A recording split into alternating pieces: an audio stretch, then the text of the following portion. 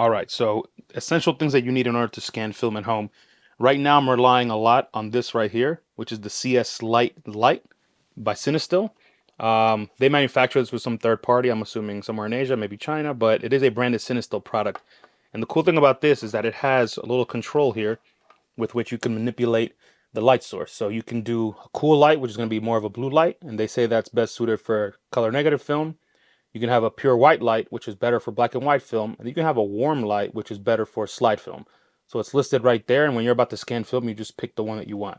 So this is a very handy tool, and this is only, I think, like 40 bucks, which is very inexpensive. And, I can't give you the specs and tell you whether this is better or a lot worse than those really expensive lights, but all I know is that I'm extremely happy with the results I get from here. The lighting is even, you don't have any pixelation or anything like that. It's very soft and diffuse. So this works very well. It's a very inexpensive product and I definitely would recommend it. So the next really important thing that you need for scanning film is actually the holders. So we got a couple options right here. And I'm going to go through them one by one. So all of these are actually very inexpensive. I never bought any of the really expensive holders just because I never really saw the value in the added cost. Obviously, when something's more expensive, you're probably paying for better build quality, metal manufacturing, that kind of thing. But I don't find that any of that actually helps your scans be better.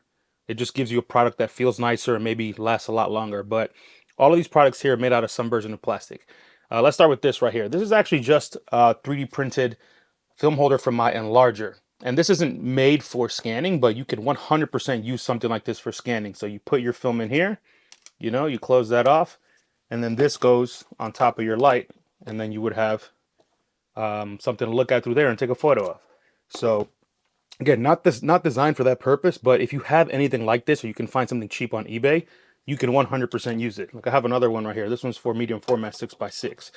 The downside of this is that there's no good way to pull the film through. So you have to open it and kind of loosen the friction, and then you can pull the film across. So again, that's not made for that process, but it definitely works. One of my favorite tools is actually this right here. I've had this for a very long time. This is the valoi film holder for medium format, 6x9. And this can be part of that bigger valoi kit. I'll show you a picture here.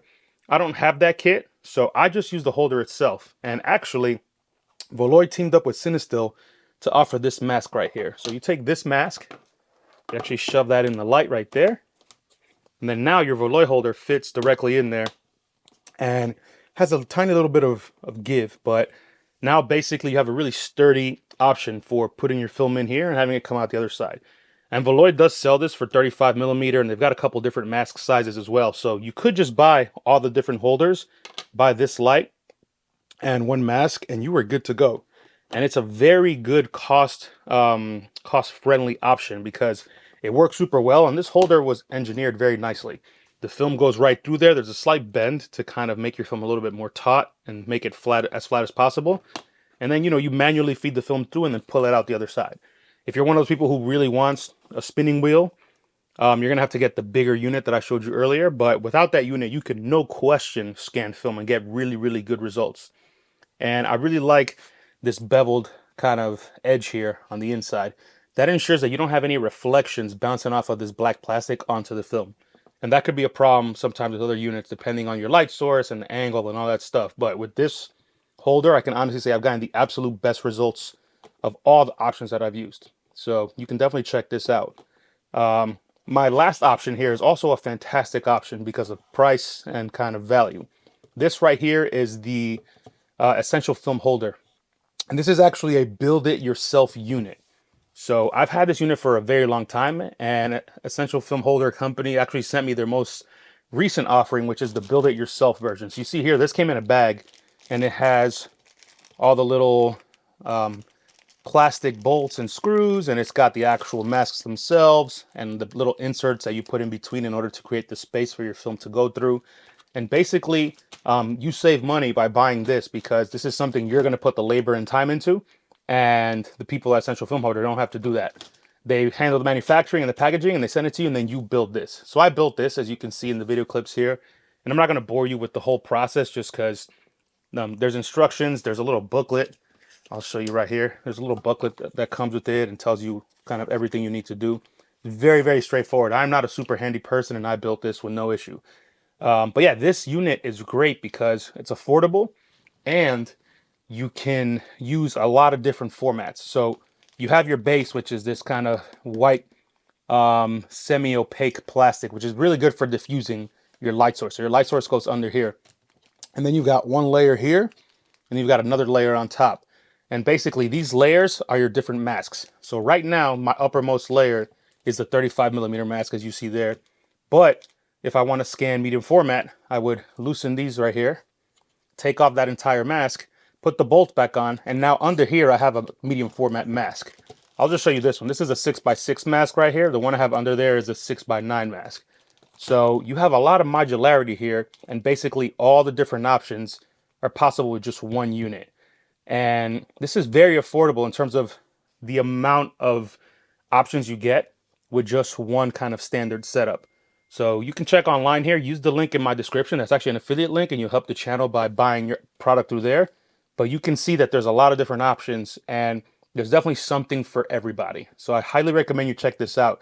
This is made out of hard plastic, so even though this is a plastic option, which a lot of people for some reason just really hate plastic, not because of the environmental stuff, because I get that, but they hate it as a product that lacks quality. And honestly, this doesn't feel like it lacks quality to me at all. I don't see why this would break unless you take a hammer and hit it, and even then you might not break it immediately. So this is very well made and feels very rigid, and it gives you all the modularity you need. And it's a very simple design. It's just these kind of layers of plastic stacked on each other.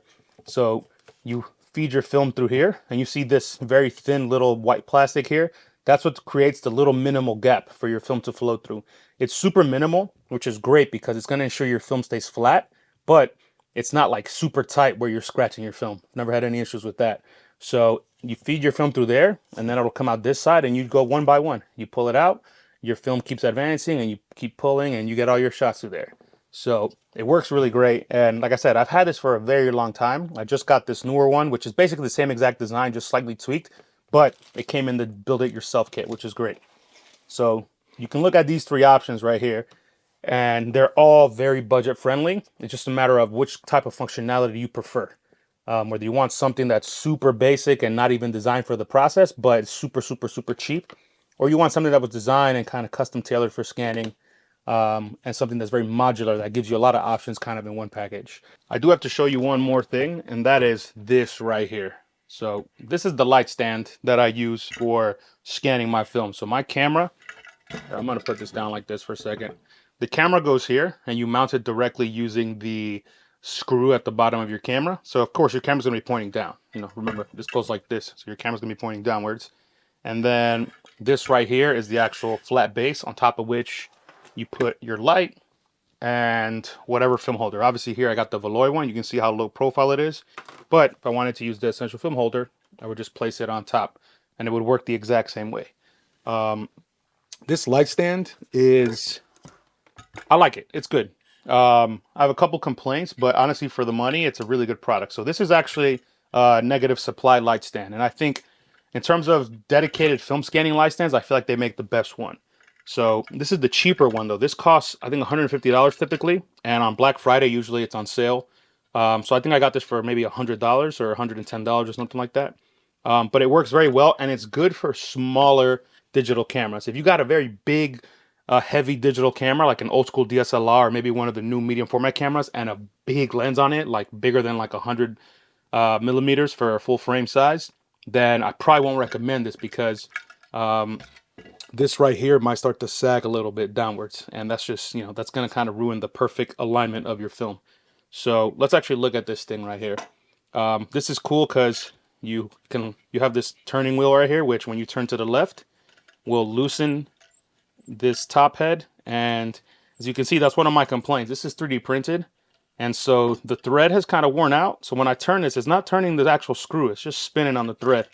But it actually worked in this case, so that's great. You do get this knob right here, and has a key up here, so that's what you can use and stick it in there and turn it, and that definitely works perfectly. But anyways, this, when you loosen this, you can move this up and down, and now you can adjust how close or far away your lens is from the film that you're scanning down here. So if you've got a really long lens, like a 100mm one, like what I use, you're gonna have to get it up here. If you use like a 50mm lens, you could probably get away with scanning down here. And that also depends on the format. 35 millimeter is going to be much smaller negatives. You can get a lot closer. With the bigger negative medium format, you're going to have to move further up. So that's just something to consider. If you scan a lot of medium format and you have really long lenses, macro lenses, and you use like a medium format digital camera, for example, you're probably going to want one of these light stands that goes really high up in order to make sure that you get enough room to scan. So that's the actual mechanism for moving this up and down. And then on the front here is where you'll see the bolt that is used to screw your camera on. So this is the bolt. This actually goes on the inside. So I'm going to put that in there. And now you can see that little bolt right there.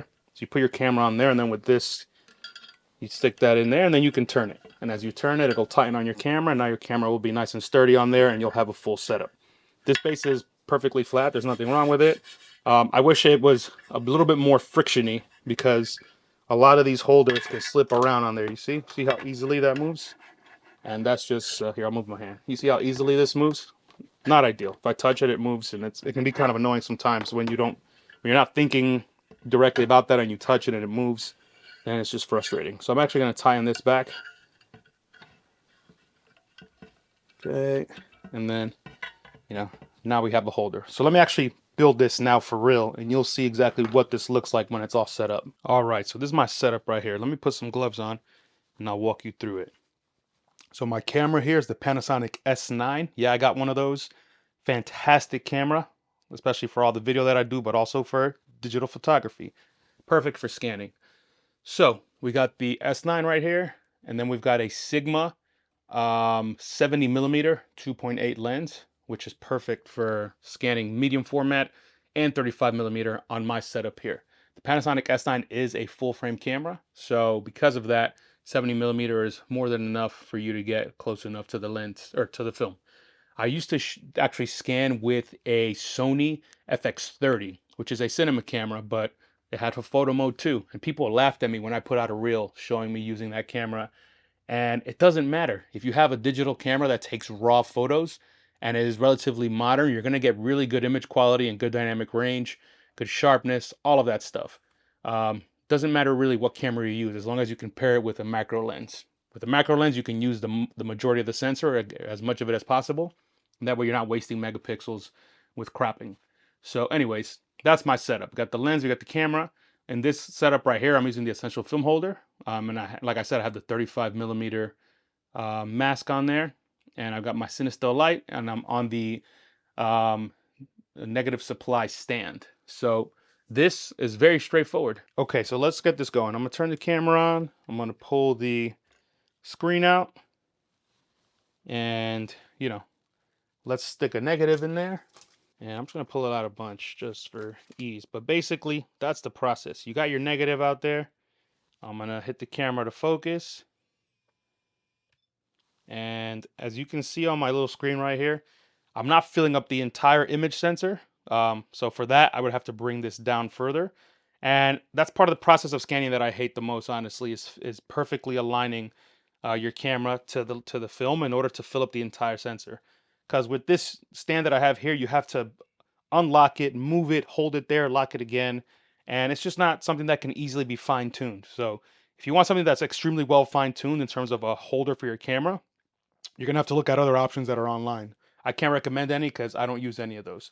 But there's actually one key step that I do always do, and that is I actually put a level on my camera and ensure that the camera is level from side to side. So right here you see I'm almost perfect. I'm gonna tilt the camera slightly more, and now my bubble's right in the middle.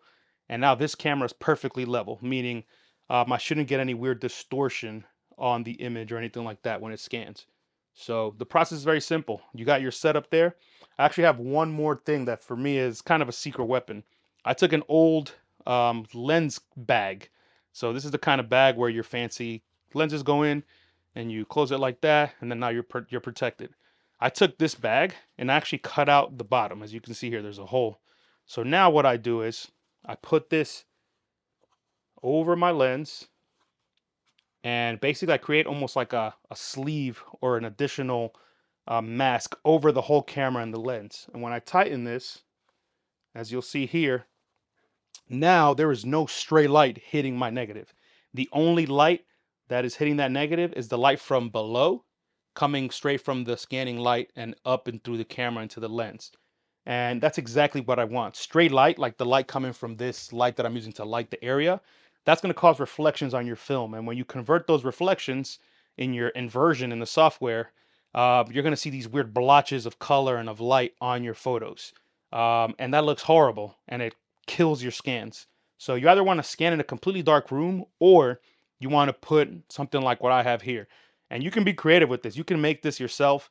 You can take basically anything that has a cylinder style shape and then cut an opening at the top of the bottom, and then you can seal off the edges however you want. I love the lens bag because it has the thread here where when you pull it, it tightens it up, and now it's holding itself up and it's not allowing any light to go through the edges there.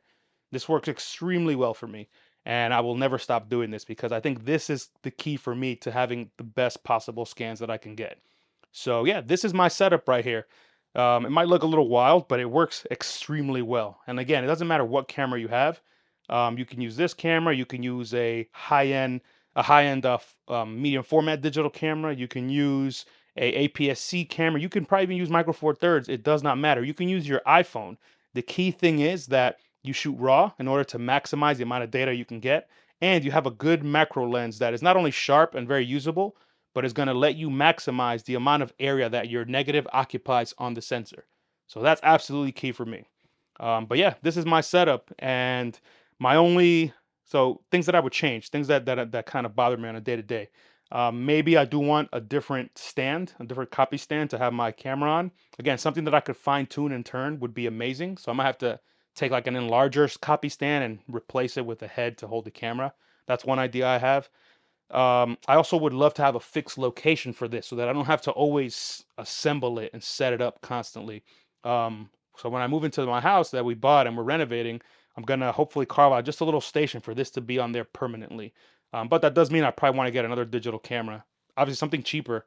Doesn't matter the camera, but something cheaper with 24 megapixels, and then use that to scan always. But beyond that, I'm pretty happy with the setup. All of these tools have worked very well for me, and they're all kind of modular. I can mix and match and change things as I need to.